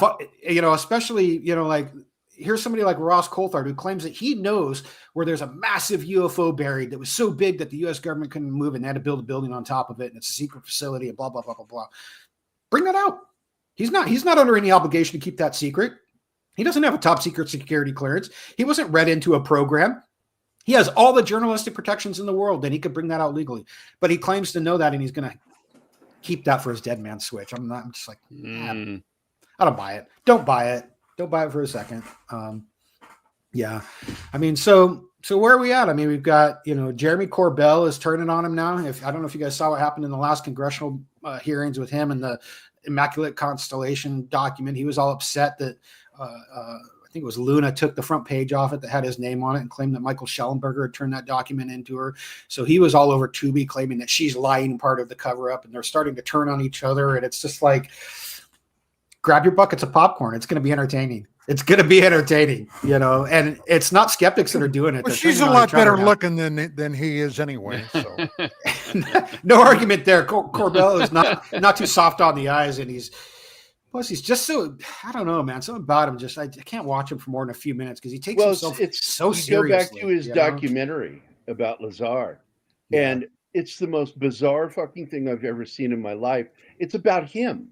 Yeah, I was going to say about 40%, 50% of it's about him, like him hiding in the bathtub, like, oh, the FBI is raiding Lazar's office right now, and he's implying that it's all about his documentary. And then we find out after the show came out, it had nothing to do with the documentary, but about some weird fucking thing that Lazar had sold someone, and who, like, I guess she used it to murder her husband or something like that. It was really weird. Right. Yeah, like it had nothing to do with the UFOs or anything. But boy, you couldn't tell that by watching his documentary, could you? Like he was you've known that. When he put that in the documentary. Well, I think he believes his own BS. I think Corbell is one of those, like, I think he buys all that. Like in the Tubi documentary, like his hands are shaking and he's like, I can tell you what the lie is going to be, the conspiracy, but you should really think twice about putting this in your documentary. And then he's like, you know, he's like talking to the producer, and I get the feeling that he sincerely believes his own crap. And I think, like, maybe he needs to step off of the weed or whatever the mushrooms, whatever he's on, like get off it and clean up for a month and get a clear head. Like he believes his own BS, man. And it's crazy. I put this right up there with the phony Navy SEALs. Yeah. Some of them I think are doing it for glamour, and I think some of these people are mental enough to believe it. Well, yeah, and then they get so wrapped up in it. You see it a lot of times. I've seen it here in this community more than once. There was another guy named Ashton Forbes who got just his identity is wrapped up in this MH370 fake videos that are out there, those computer generated ones that he just has to swear that they're real. And the same thing here with Jeremy Corbell. His identity is now that he's the UFO whistleblower. And if that ever comes out that he was full of crap or that he was being misled or used, which he may have been, his reality is going to shatter. So there's some cognitive dissonance there where he just has to either commit to it 100% or realize that he's been wrong all along and been played and then go away and be nothing. He has to be Sensei Corbell again doing, yoga Tai Chi videos for $1 on the internet, which is, that's what he was doing beforehand. Like nobody cared about Corbell until he met Dance to the 80s. George Knapp. Yeah. I mean, and there's, I think he's just found his thing. He finally had a little bit of success and got some celebrity status, like for a while there, he was looking like he was going to be the guy. And now they're like rushing him off and pushing him off and it's everybody else. So he's a little upset. Feels like it's going away. Interesting about George Knapp. He is a journalist, right? He's done like non-UFO work and done some good stuff, right? And yet as a journalist, George Knapp doesn't seem interested in going after these folks. He's just going to go along for the ride, it looks like. And it's like, well, it is. It's what's heartbreaking. Then you're not a journalist. Well, yeah, you see what happens if you go along. You get paid. You make a lot of money. You get invited to UFO conventions, just like Jeremy Corbell, George Knapp, and Lou Elizondo will be here in Oregon at the McMinnville UFO convention here in a month or two. Well, you better go. And, you bet your ass I'm going. There you go. You bet your ass, man. I will definitely be going down for this one. Excellent. But that's what happens if you play along. If you question the narrative, if you call out people like this, then what do you get? You get doxxed. You get defamed. You get blacklisted. They don't watch your movies. They don't watch your shows. You don't get invited into UFO conventions. Don Ecker. You get Ecker. I know. I was about to warn you, Don. You better watch out, man. They might dox you. Get in line, sweetheart. Right. Get in line. So there's definitely a financial and a professional interest into going along. Like I've seen podcasts that came out of nowhere, shoot up to 100,000 viewers and make thousands and thousands and thousands of dollars. Yeah. And it's all because they play the party line. They'll repeat the rhetoric. And I think a lot of people don't understand how they're being used to perpetuate this stuff. But it really is just a misinformation campaign. And it's being run like an op, but it's not really, I don't think it's a legitimate op. Like, I don't think that, people have said, oh, Lou Elizondo is CIA. I don't think he is. I think it would be a lot more professional. I don't think he would be a slapstick. It's like the Keystone Cops if it is. And I think our CIA is a little bit better than that.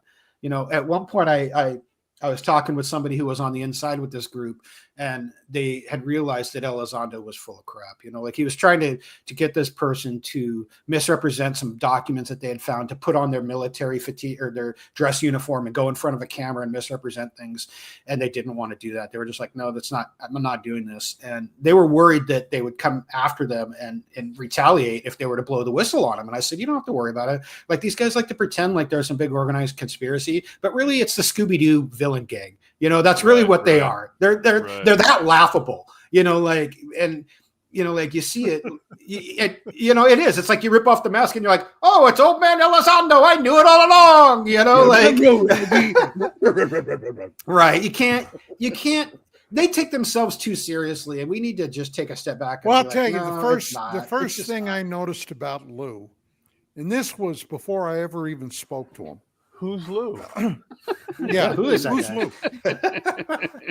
I worked off and on for 2 years undercover back in the very early 80s, on narcotics. Obviously, back when I was a cop then. And no, it was just a hobby. Yeah. There were certain things you did. There were certain things you didn't do. And one thing, and I never did it, never got a tattoo. Never got a tattoo. Okay. I was tempted once in the Army. And then I figured when I got home, my mother would beat the shit out of me. So I didn't do it. But anyway, The guy is covered top to bottom in tattoos. Now, how the hell can you work covertly or undercover with all of that telltale ink on you? Yeah. Okay. Right. That's first thing that caught my eye. And today, I'll see a pretty girl. Okay. And hey, I love to look at pretty girls. I'll be the first to admit it. But then a lot of these chicks are inked from top to bottom. Why? And they got the nose ring. I don't get it. I don't get it. Maybe I never will. So, at my age, who gives a shit? But, Manny, it's the rinse and repeat. So the age of disclosure, 2025. We have all these talking heads going to come out and say the same horseshit as they did before. And then we have the podcast and all that stuff. It just seems like they're in the rinse and repeat sort of cycle by coming up to Oregon to tell the same stories, maybe show some new videos of some sort. Right. But, you like that, don't you, Mark? Rinse and what? repeat. Well, rinse and repeat. Well, the wife does say I smell a little. I smell like a white man, she said. So, but it just seems as though their initial disclosure has been done, and now they're just going to ride this as long as they can until the wheels come off for them. Mm-hmm. Yeah, that's where it's going. There's there's not going to be any big disclosure in the government. It's not going to come from this disclosure caucus. And why are they getting involved in it now? It's real simple. You go look at Tim Burchett's Twitter feed and go look at his posts that he make that are UFO related and see how they get 30, 40,000 likes on them. And then go look at the ones that are not and see how they get like a couple hundred. Right. Like nobody cares what that guy says if it's not UFO related. So so you've got politicians who are in it for the reach because they're getting exposure. You've got celebrity types like Elizondo, because he's not a whistleblower and he's not a military guy. He's a celebrity now. He's a social media celebrity. That's what he is. He's just a mouthpiece. Then and it all pushes towards books, films, and TV. It's all entertainment. It's all money and entertainment. There's no, there's not. Oh shit! Sorry, I just saw that, Gary. That's too bad. Yeah, just popped up in my newsfeed. Yeah, that was this morning when that happened. Yeah. Yeah. Wow. See, I'm just getting my news feed now, and it's like that was the first thing in there. Any deaths? I don't know. It just popped up in my feed. Do you know, Mark? No, I don't know. A lot of airline problems. Does seem like the last couple of months there's been a lot of issues. On the ground and in the air. What's going on here? It's shocking, especially when you consider that most of those systems, 90% of them are automated, other than takeoff and landing, right. A lot of that stuff's all automatic. So there shouldn't be a lot of issues, but, Mark, going back, I think we are in rinse and repeat. I think, like you said, right until the wheels came off is what their game plan is now. Milk it till you can't get every dollar out of it. Has there been any new, people reaching out to you or any of the haters, the new haters and stuff about the Who's Lou thing that you put out, or is that just kind of out there now and you're not getting a bunch of response? It's out there and it's referenced, especially from people who have been around for a while. They kind of know what it was and when it came out, the effect that it had on the community. How it kind of changed the landscape a little bit and allowed people to be more open about questioning. Right. Because before that, you really couldn't. You got bullied out of the way if you questioned Elizondo. But I think I was probably one of the first people to really stand up to him and be like, no, I'm not going anywhere. And neither of these questions, Right. So that's the impact that it had. And we just had 2 weeks ago, had the 3-year anniversary of it. So I did a watch party on my YouTube and a lot of people came by that were, just to watch it and talk about, have fun. Not a big thing. Right. I don't think it'll ever get it will never be like mainstream. Like nobody's ever going to call me up from News Nation and be like, oh, you did this thing on Elizondo. Why are you so critical of him? What are your questions? We're going to ask them, Right. But I have seen people who have taken questions out of there and kind of adopted them into their questioning and their narrative. Yeah. So I know it's had an effect on people. Yeah, I know that I did when I talked to Don because he hadn't seen it and I started to give him a little response on what was in it. He was really? And that's why, we wanted to have you on.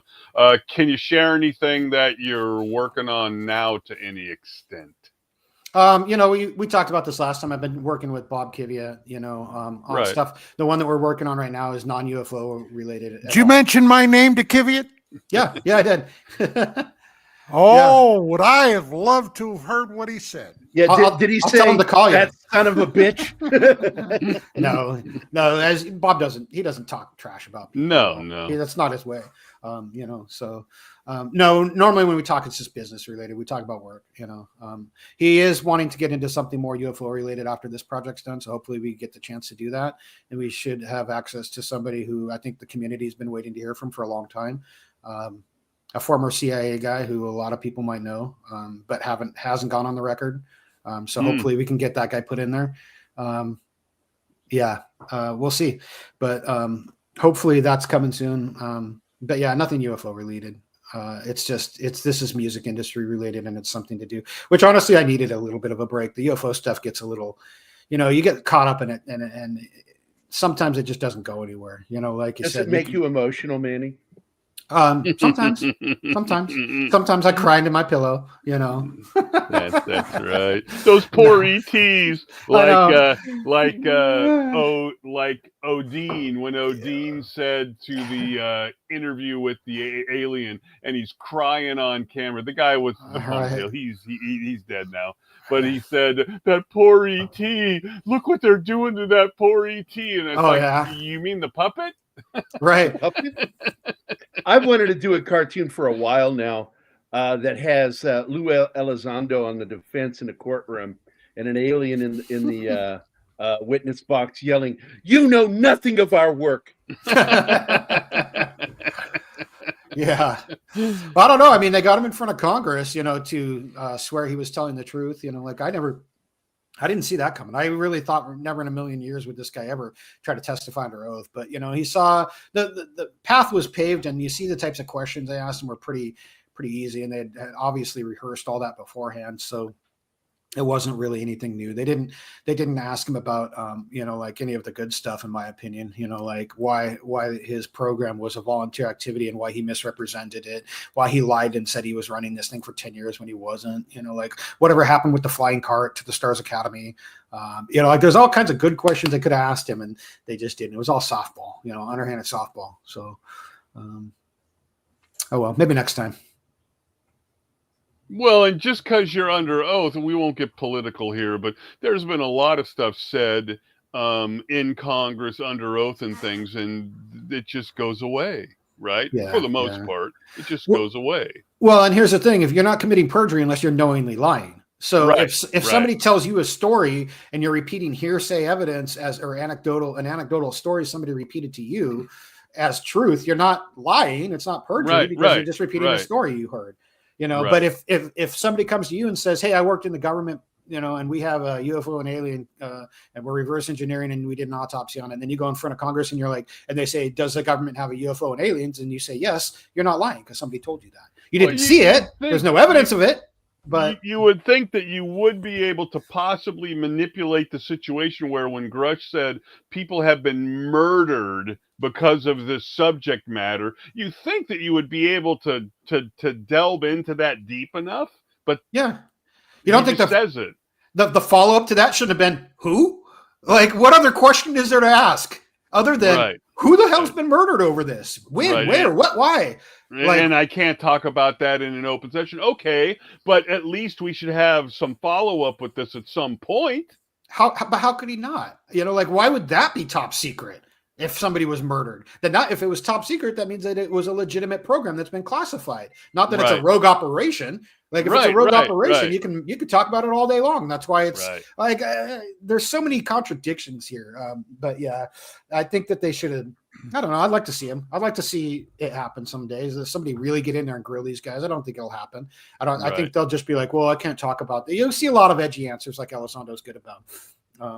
Can't talk about that. It's classified. I'll tell you later off the record. I'll tell you in a closed setting. Let's get in a skiff, Right. That's not going to help us. But I want to know who has the franchise to build the skiffs.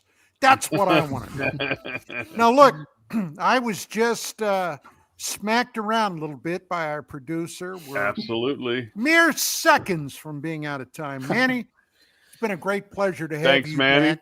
Thank Always you. Good. Pleasure to be here. Thank you. And we're gonna have you return. Please keep us informed what you're up to. If anybody comes by and shoots up your house, let us know. And with that said, Thursday at 5 p.m. Pacific Time, 8 Eastern, UAP Crossfire, right here on KGRAdb. That's it for tonight, guys. Have a great one. God bless Sam and Dean Winchester.